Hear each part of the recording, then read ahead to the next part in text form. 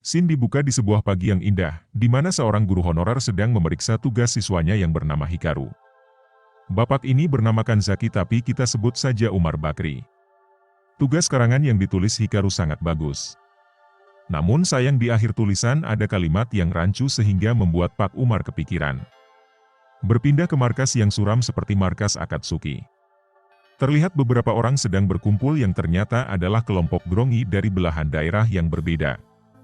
Ternyata mereka memulai sebuah misi baru dengan mengalahkan manusia dengan jumlah yang sudah ditentukan untuk masing-masingnya.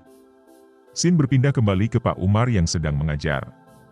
Ia meminta anak muridnya agar tidak keluar sembarangan karena makhluk tak dikenal masih sering berkeliaran di tempat mereka tinggal. Jam pulang pun datang, seorang murid yang bernama Hikaru ditanyai oleh Pak Umar tentang tulisannya. Namun Hikaru mengelak dari pertanyaan itu. Takut nanti akan dipolisikan, Pak Umar membiarkannya pergi. Berpindah ke Godai dan Sakurako yang terus meneliti tentang tulisan kuno. Di sana Sakurako mendapati kalau setiap warna pada kuga masih bisa di-upgrade kekuatannya. Sengatan listrik dari dalam Godai adalah upgrade-annya. Itu ditandai dengan munculnya warna emas di pinggiran armor yang dipakai kuga. Berpindah ke sebuah stasiun kereta, terlihat Hikaru hendak pergi ke suatu tempat. Ia membeli tiket harian berjaminan dan memasuki peron untuk menunggu kereta. Berpindah ke salah satu Grongi yang bernama Go. Ia berjalan di keramaian dan membuat semua pejalan kaki di depannya langsung kalah hanya dengan sekejap mata. Kita berpindah kembali ke markas besar kepolisian, mereka memulai rapat tentang kemunculan makhluk terbang aneh yang diduga makhluk kode 03 yang terekam di kamera CCTV. Tak lama seorang ajudan cantik datang dan melaporkan tentang kekalahan beberapa orang sekaligus tanpa sebab yang jelas.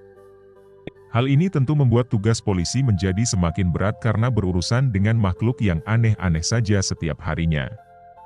Kaoru langsung memberi kabar pada Godai tentang kemunculan monster yang diberi nama kode 037. Godai yang baru selesai berbelanja itu pun akan segera menyusul setelah memberikan barang belanjaannya pada Pak Ujang. Tak lama Godai ditelepon oleh Pak Umar yang dulu juga adalah gurunya. Mereka sempat bertemu di episode-episode sebelumnya. Pak Umar mengatakan kalau salah satu muridnya telah menghilang. Pak Ujang menceritakan kalau sebelumnya ia meminta izin 1 hari untuk tidak masuk. Ia juga pernah menulis sudah tidak punya rumah pada karangannya. Yang lebih memilukan lagi, 2 tahun lalu neneknya wafat. Dan warisan neneknya malah dijadikan tempat parkir oleh pemerintah setempat. Karena hal itulah yang membuatnya bersedih. Tak pikir panjang Godai pun menawarkan untuk mencari anak itu yang kemungkinan pergi ke tempat tinggal neneknya dulu. Berpindah ke mutan terbang yang terus memburu korbannya. Ia memiliki sayap dan sepertinya bukan makhluk 03. Ternyata ia tidak sendiri, salah satu Grongi lain juga sedang menjalankan misinya di dekat jembatan. Di sisi lain, Kaoru tampak kesusahan dalam mencari 2 mutan Grongi sekaligus. Ia mencoba berkoordinasi dengan pusat dan juga Godai melalui helikopter. Makhluk udara pun teridentifikasi dan Godai pun berubah ke wujud biru untuk menuju lokasi dengan kecepatan penuh. Sesampainya di lokasi, Godai tak melihat keberadaannya. Jadi Kaoru memberikan pistolnya untuk berubah ke wujud Pegasus. Dari kejauhan kuga terus diserang dari tempat yang tidak diketahui. Namun karena wujud biru ia dapat dengan mudah menghindari serangan dengan kecepatannya. Ketika sampai di tempat aman, ia berubah ke wujud Pegasus dan pistolnya berubah menjadi panah sakti. Dengan teliti ia mendengarkan pergerakan sang mutan. Namun seketika serangan sang mutan yang sangat cepat menciderai lengannya sehingga konsentrasinya pun buyar. Serangannya pun meleset dan hanya mengenai sayap sang mutan saja. Sembari itu kuga berubah ke wujud putih dengan kondisi lemah. Ia melapor pada Kaoru kalau ia telah gagal mengalahkan sang monster. Namun Kaoru menyuruhnya mengunjungi Tsubaki untuk berobat.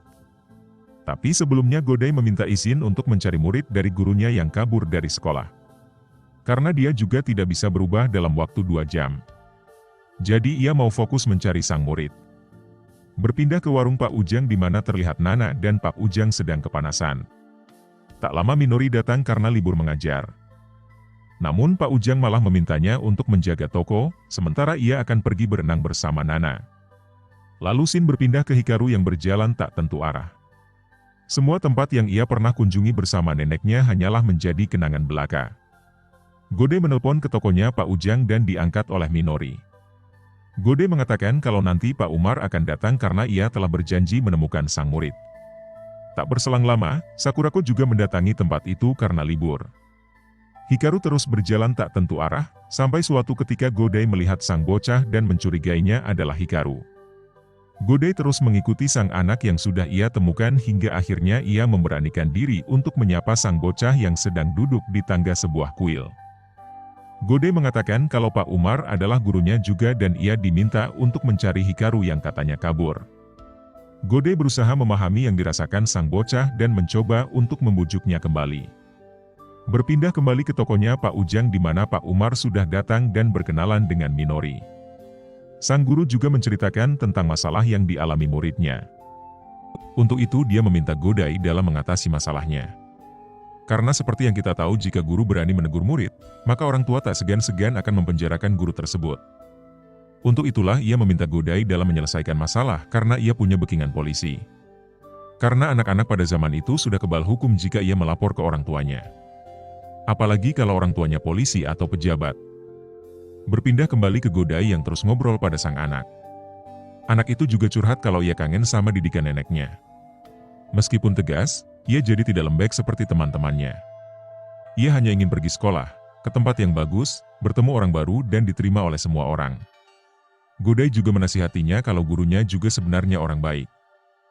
Ia hanya takut kena pidana jika menegur muridnya. Karena itulah Godai yang datang menjemputnya. Hikaru pun tersadar kalau sebenarnya guru tak pantas untuk dipidanakan karena hal sepele. Tujuannya tegas hanya untuk mendidik, dan akan sangat tidak adil jika dituntut apalagi dengan gaji honorer yang kecil. Tak lama radio di motor Godai pun memberikan informasi kalau makhluk kode 037 telah muncul. Godai pun bersiap dan meninggalkan sang bocah. Di perjalanan ke lokasi, ia bertemu Kaoru dan meminjam pistolnya. Ia pun berubah ke wujud Pegasus dan sampai di lokasi. Kali ini dengan indera yang sangat fokus, ia dapat membidik sang mutan dan mengenai alat vitalnya. Sehingga mutan dengan kode 037 itu pun terkalahkan di udara. Setelah urusannya selesai, Godai pun mengantarkan Hikaru ke stasiun. Di sana terlihat Pak Umar sudah menunggunya. Dengan hati yang lega Hikaru pun pulang diantar Pak Umar. Tak jauh dari stasiun, terlihat sekelompok anak muda yang sedang joget buat konten TikTok. Seorang gadis muncul dari belakang dan memencet radio yang mereka pakai. Ternyata para remaja itu tak mengenal gadis tersebut yang tiba-tiba berubah menjadi mutan dan menghabisi anak muda gabut yang sedang bikin konten tersebut. Berpindah ke Godai yang menjaga warung dengan baik, ia memberikan makanan pada Sakurako yang saat itu sedang berkunjung. Tetapi itu tidak gratis karena ia meminta Sakurako untuk membantunya sebab Pak Ujang dan Nana sedang berenang. Di sebuah kolam renang, terlihat kebahagiaan menyelimuti seluruh umat manusia di sana. Di sana juga sudah ada Minori bersama teman ngajarnya yang menyusul. Berpindah ke Kaoru yang sedang di tempatnya Mulyani. Ia meminta bantuan untuk melacak Grongi yang tampaknya akhir-akhir ini sering muncul. Tak lama Jin pun datang untuk kembali meneliti Gouram sebagai modus untuk mendekati Mulyani. Berpindah keluar kolam renang, terlihat Grongi cewek tadi memasuki kolam renang dengan membawa not musik. Sementara di belakang terlihat anggota Grongi lain yang menghitung korbannya. Sementara di dalam kolam terlihat kelompoknya Pak Ujang sudah bersiap untuk pulang dan mengajak Minori dan temannya yang sedang hamil untuk pulang juga. Berpindah di markas pusat kepolisian, seorang ajudan mengumumkan kalau Grongi dengan kode 038 sedang menuju kolam renang Dolphin. Di mana ini adalah kolam renang yang dikunjungi Pak Ujang. Godai dihubungi oleh Kaoru dan menyuruhnya datang ke sana. Godai pun bergegas dan menyerahkan warung pada Sakurako. Ketika kepolisian sampai di kolam renang, mereka terlambat. Sudah 16 orang yang menjadi korban. Motifnya masih diselidiki karena pengunjung ada ratusan orang namun, hanya 16 yang dibutuhkan Grongi. Tak lama Kaoru ditelepon dan mengatakan kalau ada kasus lagi di kolam renang yang bernama Lexas. Ia pun segera menuju lokasi yang dimaksud dan memberitahu Godai untuk lokasinya. Nyatanya Grongi selalu selangkah di depan. Di mana ia telah menyelesaikan tugasnya di kolam renang itu dan pulang. Berpindah ke toko Pak Ujang di mana Pak Ujang dan Nana baru pulang berenang. Ia melihat Sakurako yang sedang mengurus tokonya. Tak lama Subaki datang dan tadinya hendak membantu Sakurako. Namun pekerjaannya sudah selesai. Lalu ia ditelepon oleh Kaoru dan meminta untuk memeriksa korban. Lalu Subaki pun mengeluarkan bunga dan memberikannya pada Sakurako dan beranjak pergi. Berpindah ke Kaoru yang baru saja bertemu Godai. Di mana pusat memberikan info terbaru kalau makhluk kode 038 muncul di kolam renang berikutnya. Godai pun langsung tancap gas. Berpindah ke Minori yang sedang berada di rumah temannya yang tadi. Ia bernama Keiko dan tengah hamil. Sambil minum teh, mereka melihat berita kalau makhluk tak dikenal menyerang kolam renang yang mereka kunjungi tadi. Keiko pun terkejut dan langsung pingsan. Sementara Godai terus melaju waterpark yang dimaksud. Di tengah perjalanan, ia disusul oleh seorang yang mengendarai motor dan mencoba menghalangi Godai. Godai pun tak terima hingga akhirnya terjadilah kebut-kebutan di jalan raya. Singkat cerita, laju kendaraan roda 2 itu mengantarkan mereka ke sebuah gudang kosong.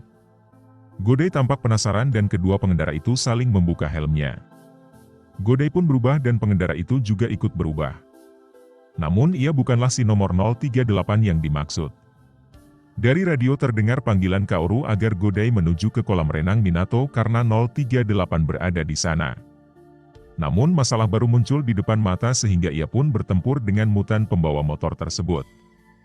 Tidak seperti geng motor Konoha, Kuga dan mutan yang bernama Gobara tersebut bertarung 1 lawan 1 dengan sangat berimbang. Tunggangan mereka membuat mereka jadi saling kuat untuk menjatuhkan lawan. Sampai suatu ketika Godai kehilangan jejak sang mutan. Namun secara tiba-tiba sang mutan datang dan menabrak Godai sehingga cadangan bensin dalam gudang itu pun tumpah dan membuat gudang itu terbakar. Tidak diketahui nasib Kuga karena film pun bersambung. Sampai jumpa di episode berikutnya.